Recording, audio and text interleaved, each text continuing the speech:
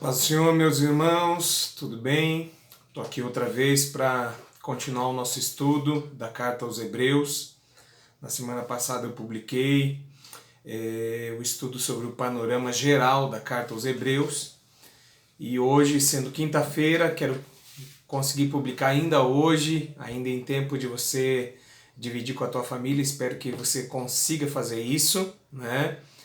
E eu sei que nem todos são apaixonados por estudar a Bíblia, né? Nem todos têm esse interesse, mas em respeito aos meus irmãos, aqueles que amam a palavra, aqueles que querem crescer na graça, no conhecimento e querem entender melhor o contexto das Escrituras e como elas são tão atuais para os dias de hoje, né? Em respeito a você e a todos aqueles que porventura foram despertados para estudar a palavra com a gente, eu quero transmitir aquilo que preparei para o dia de hoje.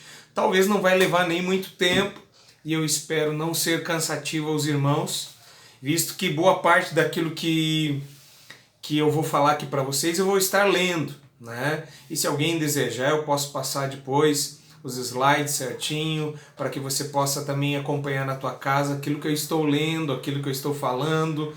E vou tentar usar a melhor dinâmica possível para que você possa absorver aquilo que eu também consegui absorver através do estudo de Hebreus capítulo 1. Hoje apenas Hebreus capítulo 1, onde a gente vê o autor aos Hebreus dando destaque ao nosso Senhor e Salvador Jesus Cristo, dizendo: Jesus é superior aos profetas e é superior aos anjos. A supremacia de Cristo sobre os profetas e aos anjos, tá bom? O caráter especial da carta aos Hebreus, além de destacar o verdadeiro autor e não apenas um escritor, por exemplo, não se tem comprovação realmente de quem escreveu a carta aos Hebreus, porque não é tão importante quem escreveu quanto o real autor, ou seja, Deus que inspirou esse autor a escrevê-la, né? Como eu disse na semana passada, eu citava alguns possíveis escritores, né? Como Paulo, Apolo, Barnabé, e também até citei Áquila e Priscila, sua mulher, tá bom?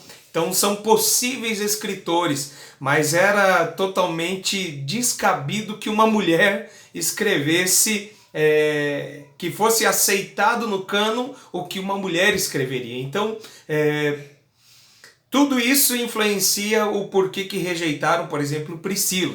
Mas, como o escritor é incerto, né, e nós entendemos que realmente é incerto, o que há em destaque aqui é a mensagem e o verdadeiro autor, que é o Senhor nosso Deus, pelo Espírito Santo, inspirou.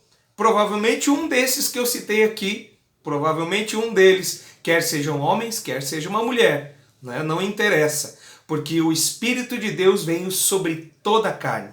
E todos nós temos o Espírito de Deus. Aqueles que creem, os que creem no Senhor Jesus, mediante a fé, têm em si mesmo o Espírito Santo de Deus. Amém? Então, voltando aqui, né, o tema principal, o destaque da carta, é salientar que na maravilhosa graça de Deus, Deus estabeleceu o seu Filho, no seu Filho, Jesus Cristo, uma ligação direta com Deus. Uma ligação direta com o homem através de Jesus Cristo é o destaque principal da carta, a fim de que aproximemo-nos de Cristo, né? Então, nesta carta, Jesus Cristo é apresentado como o apóstolo mediante o qual Deus falou aos homens.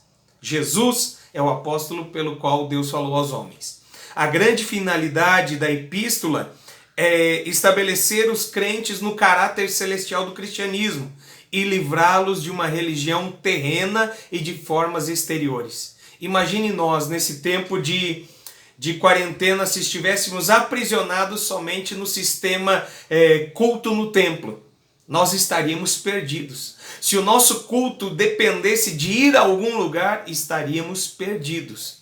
É claro, é bom demais e jamais vamos deixar de praticar isso. Assim que for liberado pelas autoridades a gente estar junto, o que eu quero fazer é uma ceia do Senhor com todos os irmãos.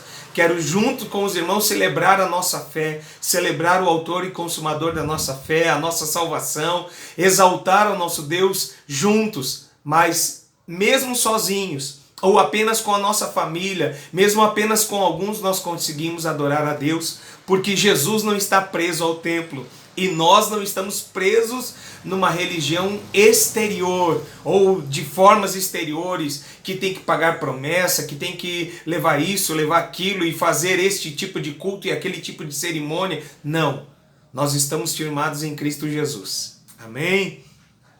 Então o capítulo 1 inicia falando sobre a glória do Filho e a supremacia sobre os profetas e os anjos. Vamos ler então o que diz Hebreus capítulo 1. Né? Provavelmente você já leu isso outras vezes, mas nunca é demais ler a palavra do Senhor. Havendo Deus outrora falado muitas vezes e de muitas maneiras aos pais pelos profetas, a nós falou-nos nestes últimos dias pelo Filho, a quem constituiu herdeiro de tudo. Aqui vai uma das glórias do Filho. Ele foi constituído herdeiro de todas as coisas. Por quem fez o mundo. 3. O Filho é o resplendor da sua glória e a expressa imagem da sua pessoa, sustentando todas as coisas pela palavra do seu poder. Havendo feito por si mesmo a purificação dos nossos pecados, assentou-se à destra da majestade nas alturas. Aqui outra glória do Filho, que mesmo sendo ele o Criador de todas as coisas, ele também é o Redentor da humanidade e de todas as coisas. Né? 4. Assim, ele se tornou tanto mais excelente do que os anjos, quanto herdou mais excelente nome que o deles. Pois a qual dos anjos disse jamais: Tu és meu filho, eu hoje te gerei. E outra vez, eu lhe serei por pai e ele me será por filho, usando o contexto do Antigo Testamento para comprovar as verdades que estão escritas aqui em Hebreus capítulo 1. E novamente, ao introduzir o primogênito no mundo, diz: E a todos os anjos de Deus, e todos os anjos de Deus o adorem. E quanto aos anjos diz: Quem de seus anjos faz ventos e de seus ministros labaredas de fogo? Mas do Filho diz: Ó Deus, o teu trono subsiste pelos séculos dos séculos. O cetro de equidade é o cetro do teu reino. Amaste a justiça e odiaste a iniquidade. Por isso Deus, o teu Deus, te ungiu com óleo de alegria mais do que a teus companheiros. Ainda, tu, Senhor, no princípio fundaste a terra e os céus são obra de tuas mãos. Eles perecerão, o céu e a terra perecerão, mas tu permanecerás. Todos eles, como roupa, envelhecerão. Qual um manto os enrolarás, como roupa se mudarão, mas tu és o mesmo, e os teus anos não se acabarão.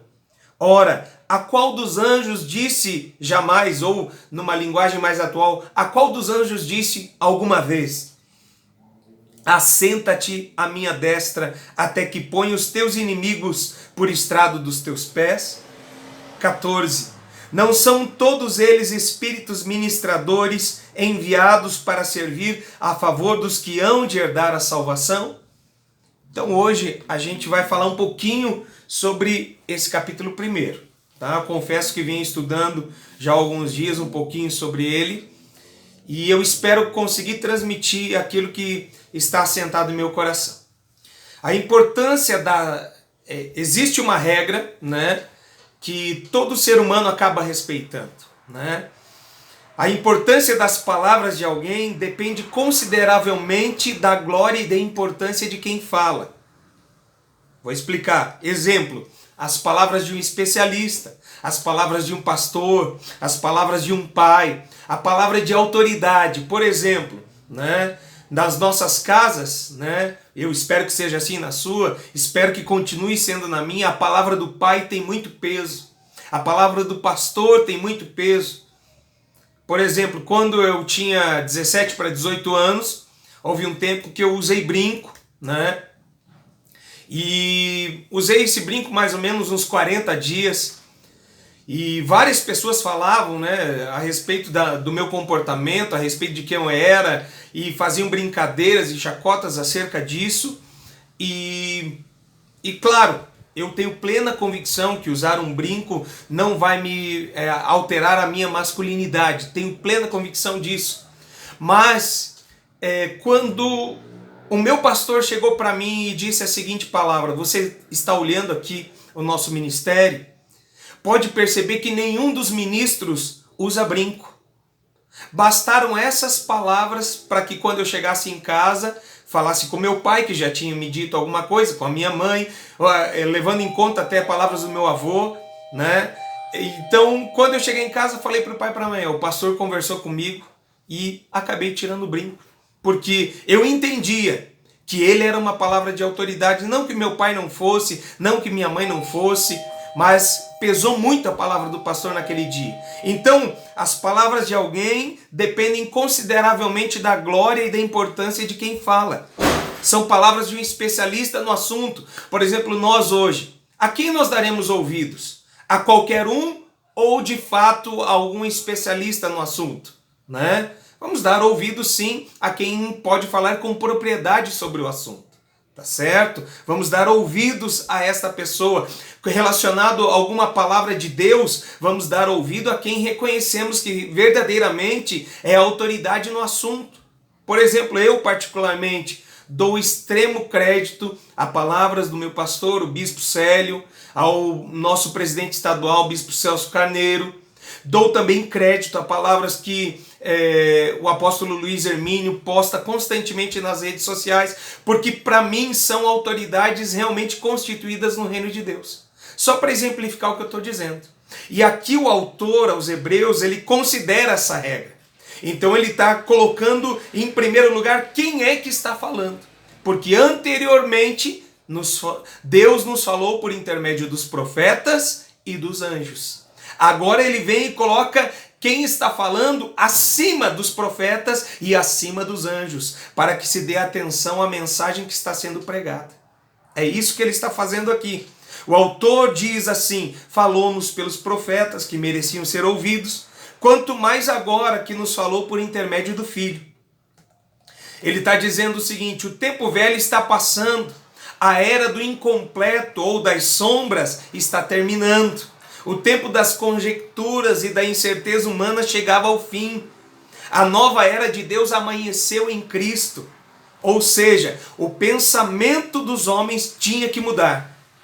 Um novo pensamento e um novo tempo começou a partir da manifestação de Jesus Cristo na terra. Em Jesus, Deus tinha entrado na humanidade e a eternidade tinha invadido o tempo e as coisas já não podiam mais ser as mesmas. O autor prefere começar comparando Jesus então com os profetas, porque sempre se creu que estava o segredo de Deus com os profetas. E eu ainda creio nisso, né? A intimidade do Senhor é para todos aqueles que o temem. Mas existem palavras no Antigo Testamento, como que está em Amós capítulo 3, versículo 7. O Senhor Deus não fará coisa alguma sem primeiro revelar seu segredo aos seus servos, os profetas, né?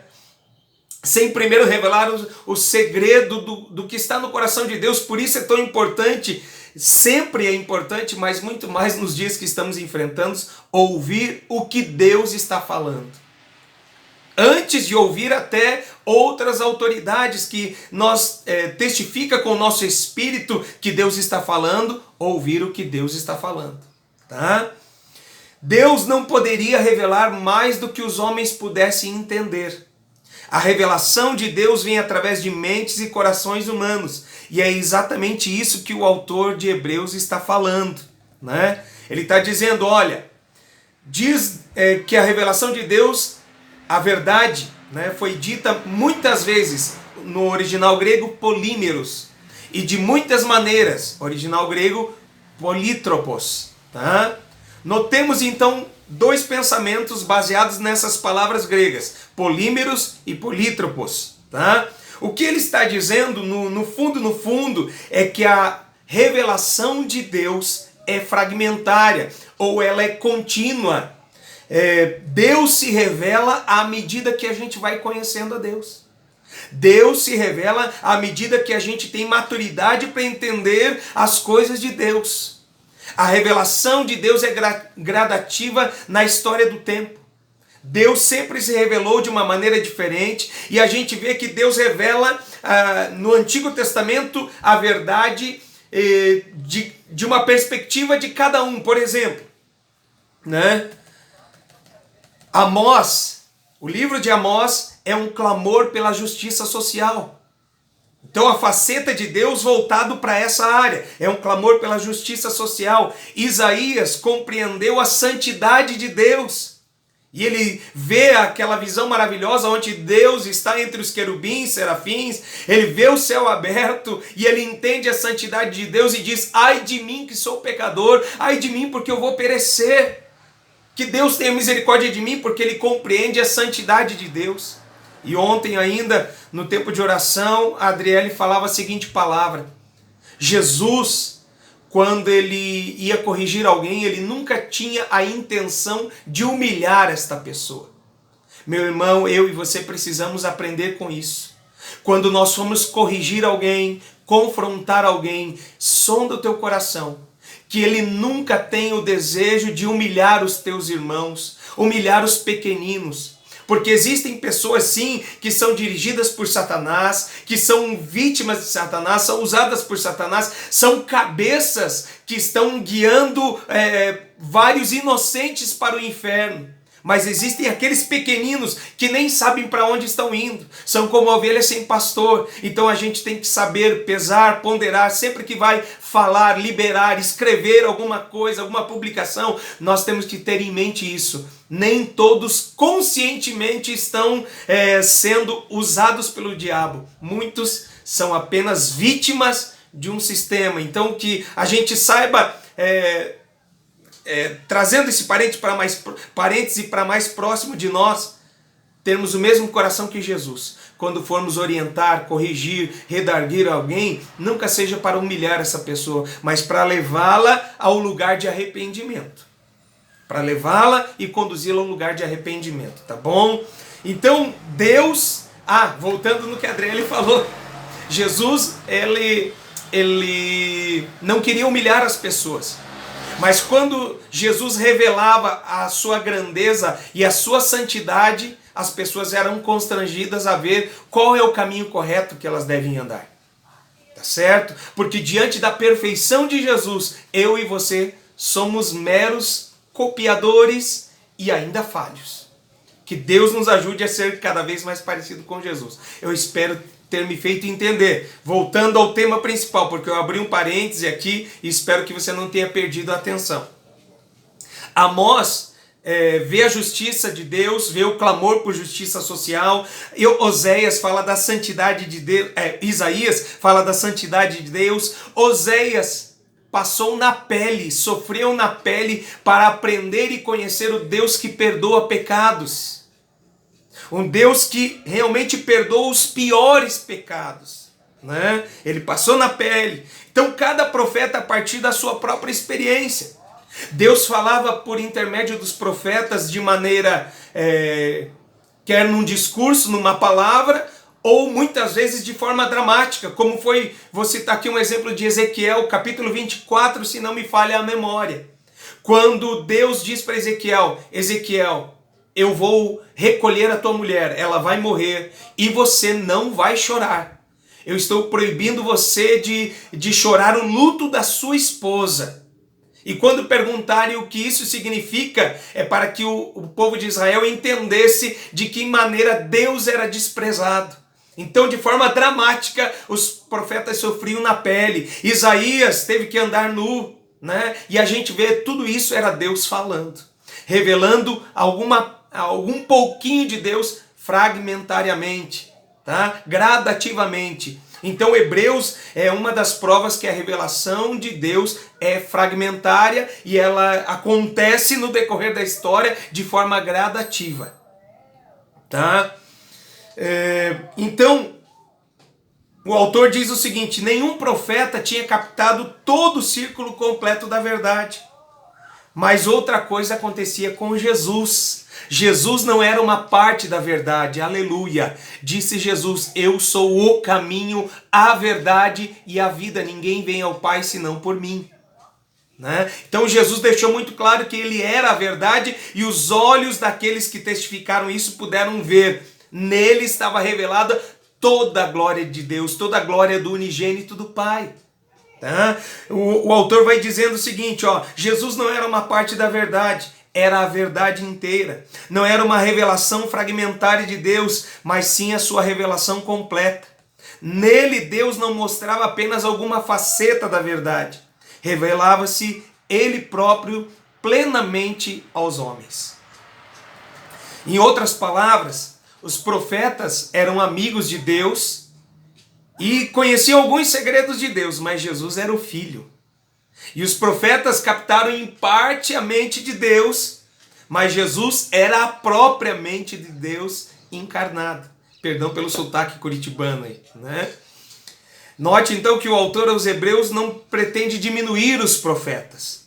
O autor aos Hebreus não está diminuindo os profetas, nem diminuindo o valor do Antigo Testamento, né? Ele não diz que há uma ruptura entre Antigo Testamento e Novo Testamento, mas ele dá uma ênfase ao fato de que há uma continuidade que terminará numa consumação, pelos séculos dos séculos. Todas as coisas hão de passar, mas o Senhor permanecerá para sempre. São coisas que estão aqui no capítulo 1, né? O autor de Hebreus, então, utiliza duas figuras para descrever a Jesus. Ele diz que Jesus foi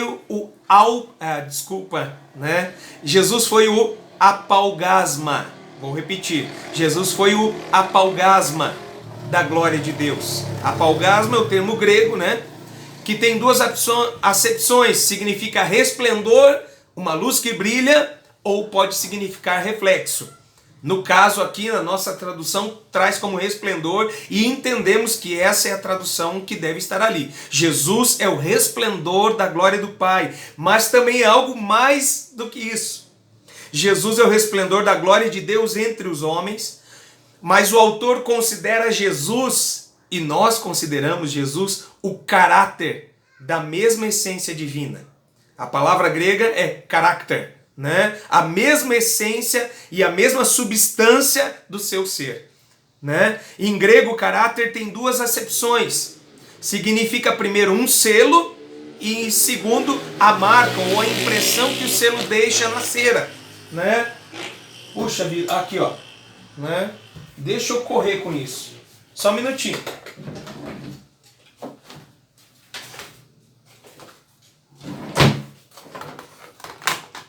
Eu acho que é o melhor exemplo que eu posso fazer, que eu posso demonstrar. Tá?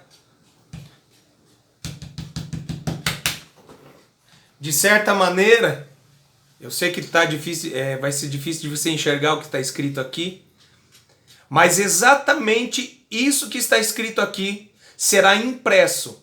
O verdadeiro caráter desta inscrição está agora nesse papel.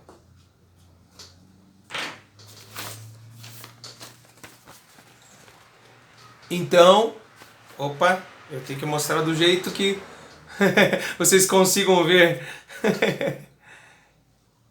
Eu não sei se está do jeito certo que você consegue ler, meu irmão, mas eu creio que sim, né? Jefferson da Silva, pastor, registro de ministro 146, Paraná, né? Então o mesmo que estava no carimbo está no papel. Isto aqui é a expressa imagem desse carimbo.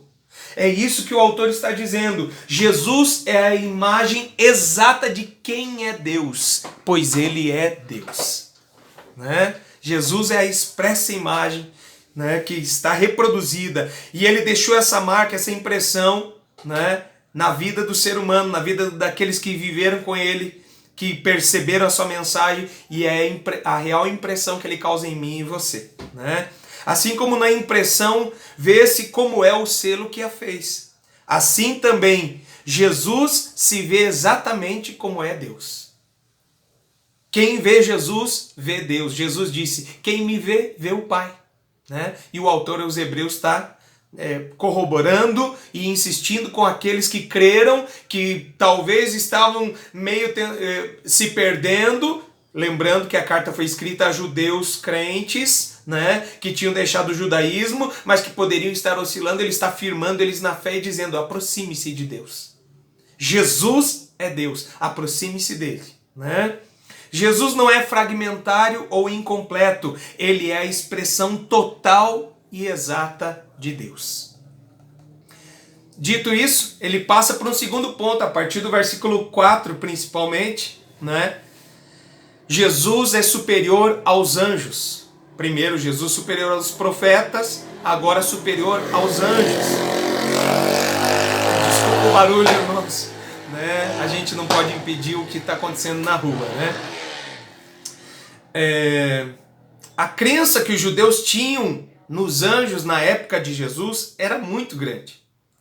Existem coisas que nós ainda cremos, aquilo que as escrituras dizem a respeito dos anjos, nós cremos como eles criam também naquele tempo, mas existem algumas coisas que eles tinham até certa idolatria pelos anjos. Naquele tempo eles estavam crendo tanto nos anjos que eles acreditavam que os anjos eram mediadores entre Deus e o homem. Por isso aqui o autor vem dizendo que Jesus é o único mediador entre Deus e os homens. Não são os anjos. Jesus é superior aos anjos. Tá? Mas veja só o que ocupava o pensamento judeu daquela época. Tá? Eu vou ler aqui alguma parte. Né? Essa crença nos anjos e no poder dos anjos e na capacidade dos anjos crescia com muita intensidade. Né? De tal maneira que, como eles percebiam a perfeição de Deus e cada vez Deus mais distantes, eles entendiam, não, então nós vamos chegar até Deus através dos anjos. Tá certo? O resultado é que eles tinham chegado a pensar nos anjos como intermediários entre Deus e os homens. Então examinemos algumas das crenças básicas dos judeus e assim nos daremos conta de como reapareceram ou por que estão nessa passagem. Tá certo? Então existem algumas crenças, existia naquele tempo de uma maneira muito mais forte.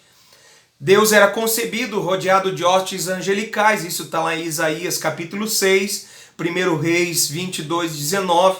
Né? Então Isaías capítulo 6 é quando Isaías vê, né, Deus assentado no alto e sublime trono, vê os anjos, as hostes angelicais ao redor dele. Então era essa visão que se tinha a respeito de Deus e é a mesma que nós temos, que Apocalipse fala sobre isso, né? Dia e noite clamam, exaltam ao Senhor, dizendo santo, santo, santo é o Senhor, o Deus Todo-Poderoso, o que era, o que é, o que há de vir. Né? Então nós cremos também que isso é real. Né? Às vezes, então, além disso, os anjos eram concebidos como espíritos de uma substância ígnea e etérea, algo assim como uma luz resplandecente. Né? Eles não tinham um corpo como a gente, né? Eram luzes resplandecentes. Né? Cria-se que desfrutavam de um conhecimento superior aos homens, acima de tudo com relação ao futuro. Né? Não porque possuíssem um conhecimento maior que o do Filho, por exemplo, mas porque aquilo que ouviram Deus falando com a Trindade, eles então tinham esse conhecimento, né? Como quem estava bisbilhotando atrás da cortina, né? Ouvindo os propósitos de Deus. Eles eram considerados como secto ou família de Deus. É por isso que aqui no texto está dizendo, olha, a qual dos anjos Deus disse alguma vez, tu és meu filho, eu hoje te gerei, eu lhe serei por pai e você me será por filho. Né? Para nenhum anjo Deus disse isso. Deus está falando acerca do Filho, o Filho que encarnou Jesus Cristo. Antes de fazer, a crença deles era que antes de Deus fazer alguma coisa, consultava os anjos. Né?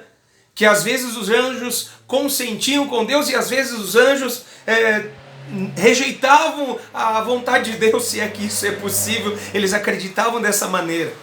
E diz então que naquela tradição eles criam até que os anjos se opuseram particularmente que Deus desse a lei aos homens, né? E por causa disso, muitos anjos foram aniquilados. Também eles se opuseram à entrega da lei nas mãos de Moisés, dizendo, não, isso pertence a nós temos... É como se os anjos tivessem ciúme de todas as outras criaturas, né? Então, a função dos anjos era variada naquele tempo, né? Além de trazer mensagens divinas aos homens para entregá-las e desaparecer imediatamente, o que está provado na Bíblia. Juízes capítulo 13 é um exemplo, Juízes 13, 26. Nós vemos várias passagens do Antigo Testamento, anjos trazendo mensagens aos homens de Deus. Eu creio que ainda hoje é sim possível um anjo aparecer, porém, como disse o apóstolo Paulo, tudo aquilo que não está de acordo com o evangelho que já foi pregado por nosso Senhor Jesus Cristo seja considerado maldito, anátema, não é para ser levado em conta, tá certo?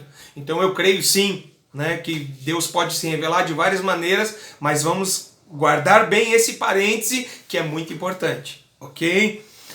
Mas naquele tempo eles criam que os anjos continuavam fazendo isso e interviam em nome de Deus nos acontecimentos da história. Mas repare aqui alguns absurdos que eles criam. Eles criam que 200 anjos controlavam o movimento das estrelas e mantinham-na em seus cursos. Um anjo controlava a interminável sucessão dos anos, dos meses e dos dias. Outro, como príncipe poderoso, controlava o mar. Havia anjos da geada, do orvalho, da chuva, da neve, do granizo, do trovão e do raio. Havia anjos guardiões do inferno e torturantes dos condenados. Os anjos escribas registravam no livro, isso eu creio, que existem anjos que registram nos livros de Deus, né? Então, eles tinham uma miscelânea de crenças a respeito dos anjos, idolatravam os anjos, mas a pior parte é eles pensarem que os anjos poderiam ser os mediadores entre Deus e os homens, né? Então o escritor começa dizendo, nenhum anjo é mediador entre Deus e os homens, senão somente Jesus Cristo, nosso Senhor, né? Somente Ele é mediador entre Deus e os homens. O anjo da morte cumpria só por ordem de Deus um dever inexorável para com justos e pecadores, né? Cada nação tinha à sua frente um anjo guardião que possuía a preeminência. Enfim, eu não quero entrar nos detalhes daquilo que ainda cremos hoje, certo? Acerca dos anjos, com aquilo que eles tinham uma tradição, né? E acreditavam em anjos superpoderosos, né? A palavra de Deus diz que o próprio Deus sustenta todas as coisas pela palavra do seu poder. Jesus é o sustentador de todas as coisas. Se ele usa anjos para isso ou não, né? Eu creio que possa usar sim, né? Mas ele é o sustentador. É o que a Bíblia diz. Tá certo, meus queridos? Então, com uma angelologia tão desenvolvida, existia o perigo real